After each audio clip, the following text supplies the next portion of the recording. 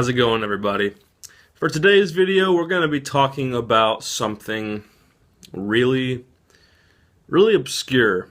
Something that nobody talks about or discusses. You may have remembered the game company Tiger Electronics. They made like the handheld single game consoles.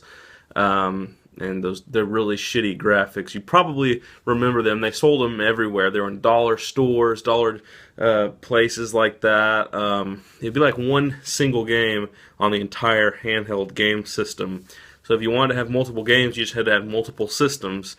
Well, if you remember, Nintendo threw their hat in the ring for virtual reality games, and they came up with the Virtual Boy, which was a failed console because the graphics were just in red and black. The thing caused headaches and it just failed.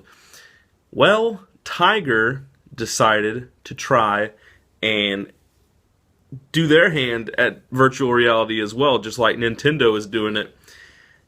And what this gave us was one of the most fucking stupid failed video game consoles that I've ever seen in my life. I mean, seriously, look at every single video I have ever done and find the absolute most dumbass, asinine game or product or system or device or whatever that I have reviewed, and none of it will come to the level of shit that I'm about to show you with this console. Ladies and gentlemen, this is the fucking R-Zone. Are you ready to run Daytona?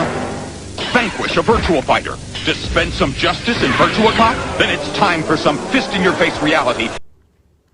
Just look at it. Yeah.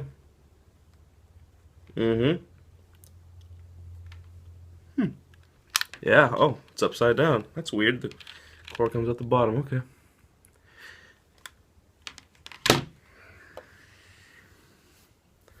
I don't even know where to begin with this. Okay, so this is a head strap, and this thing is meant to be seated on the right side of your head.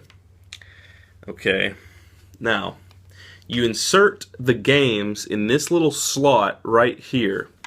Let me just start by showing you what the games look like. I only have one right now. There were actually more than one game. Imagine that. This is how the games looked. This is Indy 500 for the Tiger R-Zone. It's actually a Sega title. And basically, the screen was part of the cartridge. This is some weird-ass shit, is it not? And it looks the same on the front and on the back. And the only way you know which way it slides in is because of these stupid little black marks right here on the top of the cartridge there. So, this is how the games looked, and I know you're still wondering how the fuck does this thing work. Well, let me show you. You just slide the game in right here. See that? And it just kind of clicks in. Okay. Did you hear that? It just turned on. You put the game in and it turns on. Let me turn it off for now. Okay. Now, this folds down. And this is an extremely reflective piece of plastic. Kind of like a clear mirror, almost, if you can imagine that. Well, now, let me change the camera angle for you guys real quick. Okay. So, when you slide this thing in, it kind of sits in there like this. And it's going to illuminate. Let me pull it out and put it back in for you. You see this shit? These red and black fucking like... Hang on, let me change the brightness on this thing, see if I can get you to see it. Okay. There. You can kind of see how it's like an Indy 500 racing car, like a racetrack. There's some like traffic cones on there. Okay. Now I'm going to show you guys just how fucking idiotic this thing gets. First, let's talk about the controller, okay? So, here's what the controller looks like. Yeah, that's a lot of fucking buttons for how simple these graphics are. You have the on button, which turns the system on, and you have the off button, which turns it off. Now here's the part that blows my fucking mind. When you stick the cartridge into the system, it automatically turns it on, and when you pull the game out, it automatically turns it off. So by them also having an on and off button on the controller, that makes me think that this thing, like, it's obviously marketed as a portable system, and this makes me think that the combination of the fact that it turns off and on its own, but it also has the things here, and that this thing has a fucking belt clip on the controller, that they expected people just to leave it on when they're not playing it. Like, oh, done playing, time to go for business. I'll just keep it on because, you know, I may just need a game at any second in time, and I'm ready to go. I can just turn it on, now I'm gaming again. Hell yeah. So, this shit was marketed as a fucking portable system. Do you have any idea how cool I'm about to fucking look?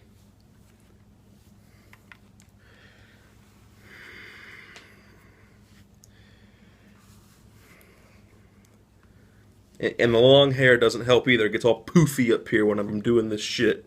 Looks dumb. I look dumb. Okay. And then look at this. Oh, that was really fucking good, wasn't it? So what do you do with it? You just put it back behind your ear, I guess. That's really comfortable. It's like pulling on my ear. So I guess I'll just kind of let it sit over here in my peripheral vision the whole time. And then, Vegeta, what's the scanner say about his power level? This is some dumbass looking shit. Look at me. Look at me. Look over here. I look like a fucking jackass. And okay, yeah, this is really cool. So this was marketed as a portable fucking system. Can you imagine how cool you'd look just walking around with this thing out in public?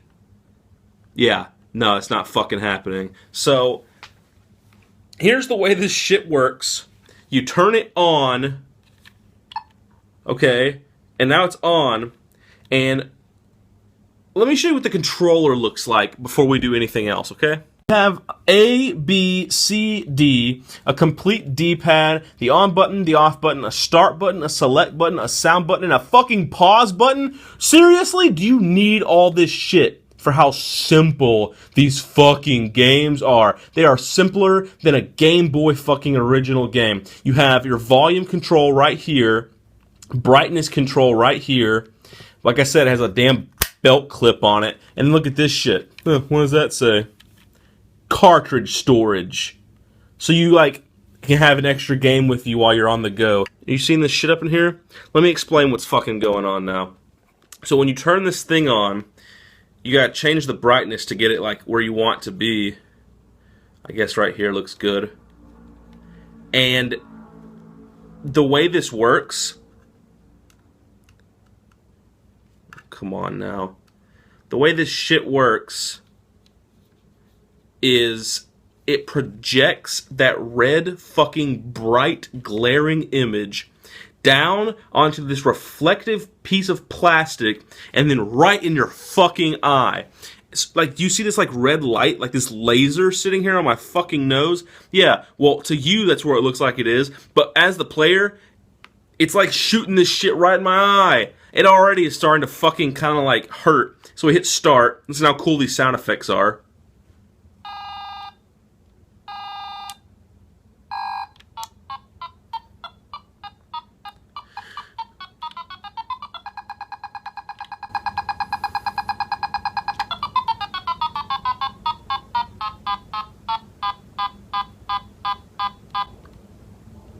Cool. And here's the really dumb-ass part. God, this hurts. Stop. Oh, fuck. And here's the really stupid part. It's only over this eye. And do you know what that means? That means, A, it's not like dispersing between both eyes, so this one gets all the soreness. B, this eye over here is like fighting against its own muscle control. It's like, I should probably look over so I can see the game, which means you're going like cross-eyed in this shit, or you have to cover it up with one hand or just like keep your eye closed, and then you look like a jackass. And no joke, I've heard plenty of stories about how these things caused ocular headaches and like they were ripped off the shelves not long after the release. So that's really fucking good, isn't it? I can't believe this exists. Let me show you guys now, like, as best as I can, what the gameplay looks like, because it's a total fucking joke. Alright, guys. This is as good as it's gonna get. I don't know how the fuck to go about really, like, recording this shit, so let's just do it.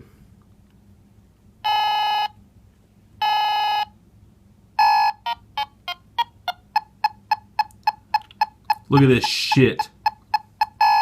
It's like some frame-by-frame shit.